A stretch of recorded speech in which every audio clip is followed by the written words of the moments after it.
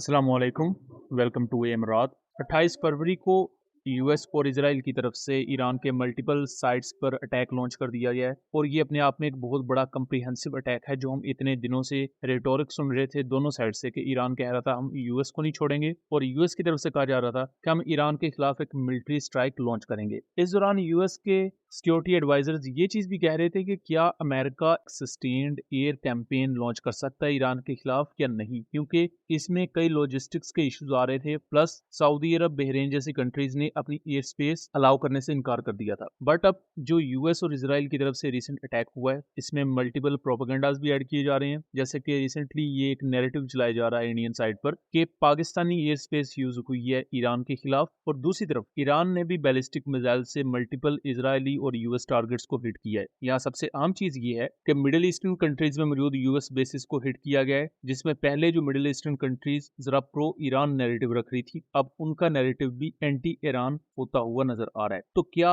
Iran ने ये सही किया या नहीं, यूएस ने जो किया उसके नतीजे क्या निकलेंगे, इन तमाम चीजों को डिस्कस करते हैं। लेकिन वीडियो में आगे बढ़ने से पहले अगर आप पहली दफा चैनल पर आए हैं तो चैनल को सब्सक्राइब कर दीजिएगा एंड वीडियो पसंद आए तो इसे ज्यादा से ज्यादा शेयर कीजिएगा। इस वक्त जो आप अपनी स्क्रीन पर विजुअल्स देख रहे हैं ये यूएस टोमाहॉक क्रूज मिसाइल्स हैं जो यूएस ने खलीज फारस यानी कि समुद्री एरिया से फायर किए हैं ईरान के मुख्तलिफ एरियाज में। इसमें चाबहार पोर्ट को निशाना बनाया गया है, तेहरान में, और इसी तरह दूसरे मल्टीपल साइट्स हैं जहां मिसाइल फैक्ट्रीज, ईरानियन लीडरशिप के जो रेजिडेंशियल एरियाज हैं, प्लस ईरानियन मिलिट्री बेसिस हैं, उनको टारगेट किया गया है। इसके साथ साथ इजरायली मिलिट्री की तरफ से एयर स्ट्राइक्स भी रिपोर्ट की जा रही हैं। इस दौरान इंडिया के ओसेंट अकाउंट्स और मल्टीपल दूसरे प्लेटफॉर्म्स उन्होंने क्लेम किया कि अमेरिकन नेवी का एक MQ-4 सीरीज का अनमैन्ड कॉम्बैट एरियल सिस्टम उसने पाकिस्तानी एयर स्पेस को यूज किया ईरान की जासूसी के लिए, और उसने मल्टीपल यूएस मिसाइल्स को गाइडेंस भी प्रोवाइड की। तो बगैर तमहीद बांधे इसकी रियलिटी अगर मैं आपको बताऊं तो बेसिकली ये अमेरिका का MQ-4 ट्राइटन ड्रोन है जो गल्फ ऑफ ओमान के ऊपर फ्लाई कर रहा है, और फ्लाइट ट्रैकर डाटा को भी अगर आप देखें तो ये पाकिस्तानी एरियाज के करीब है ही नहीं, और इसे कंट्रोल किया जा रहा है यूएस वॉरशिप के कमांड एंड कंट्रोल सेंटर के थ्रू। और आगे इसकी मजीद क्लियर इमेजरी आप देख सकते हैं। गल्फ ऑफ ओमान से आगे ये फ्लाई करता है यूएई वाली साइड पर, तो पाकिस्तान के साथ इसका ना कोई लिंक है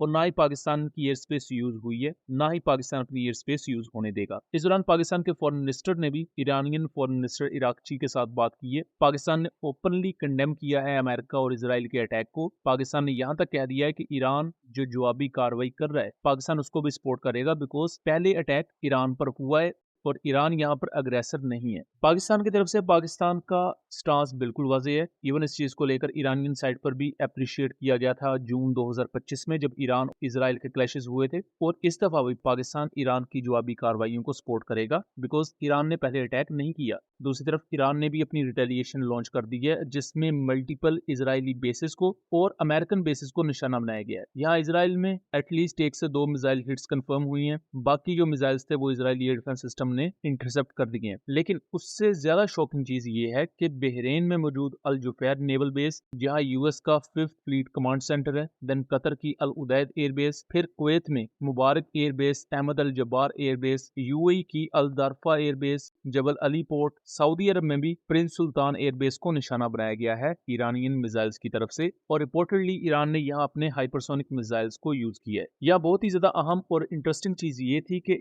अमेरिकन एयर डिफेंस सिस्टम जिनमें patriot long range air defence systems भी हैं और even third air defence systems भी हैं, वो प्रॉपरली ईरानियन बैलिस्टिक मिसाइल्स को रोक नहीं पाए और मल्टीपल हिट्स देखी गई हैं मिडिल ईस्ट की मल्टीपल कंट्रीज में। और सऊदी अरब, ओमान जैसी कंट्रीज जिन्होंने शुरू में अपनी एयर स्पेस यूएस को देने से इनकार किया था और अभी भी इनकी एयर स्पेस ईरान के खिलाफ इस्तेमाल नहीं हुई। यूएस ने जो टोमाहॉक क्रूज मिसाइल्स फायर किए हैं ये बेसिकली समुद्री एरिया को यूज करते हुए किए हैं जहां मिडिल ईस्टर्न कंट्रीज यानी कि सऊदी अरब जैसी कंट्रीज ने अपनी एयर स्पेस इस्तेमाल नहीं होने दी। जबकि दूसरी तरफ इजरायली फाइटर जेट्स जो ईरान पर अटैक करने के लिए आए हैं इन्होंने सीरिया और इराक की एयर स्पेस यूज की है। लेकिन ईरान ने जो अटैक किए हैं सऊदी अरब में, बहरीन जैसी कंट्रीज में, उसके बाद सऊदी अरब की तरफ से भी एक काफी ज्यादा स्ट्रॉन्ग कंडेमिनेशन आई है ईरान के खिलाफ, और कतर में भी चूंकि अटैक हुआ है तो कतर, बहरीन जैसी कंट्रीज कह रही हैं कि वो भी रिटेलिएटरी अटैक लॉन्च कर सकते हैं ईरान के खिलाफ।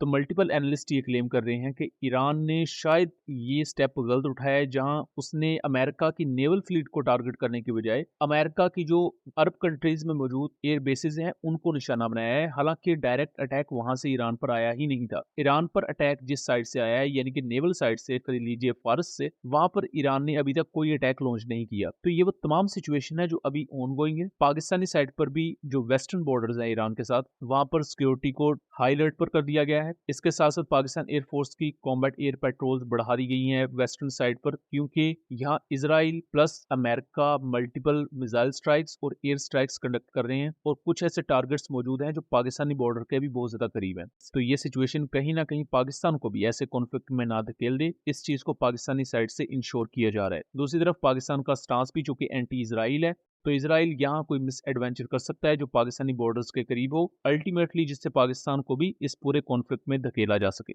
बट दोनों पार्टीज की साइड पर, यानी कि यूएस इसराइल वर्सेस ईरान, दोनों साइड्स पर अच्छे खासे डैमेजेस हुए हैं। ईरानियन साइड पर तो कुछ हाई लेवल लीडरशिप के बारे में क्लेम किया जा रहा है कि वो असैसिनेट हो चुकी है अमेरिका और इसराइल की एयर स्ट्राइक्स में, लेकिन उनकी कंफर्मेशन अभी ईरान की तरफ से नहीं आई। सो इन पर जैसे ही मजीद डिटेल्स आएंगी हम उसके बारे में भी आपको आगाह रखेंगे। उम्मीद करता हूँ चीजें क्लियर रही होंगी एंड मिलेंगे इसी तरह की किसी अगली दिलचस्प वीडियो में। तब तक के लिए अल्लाह हाफिज।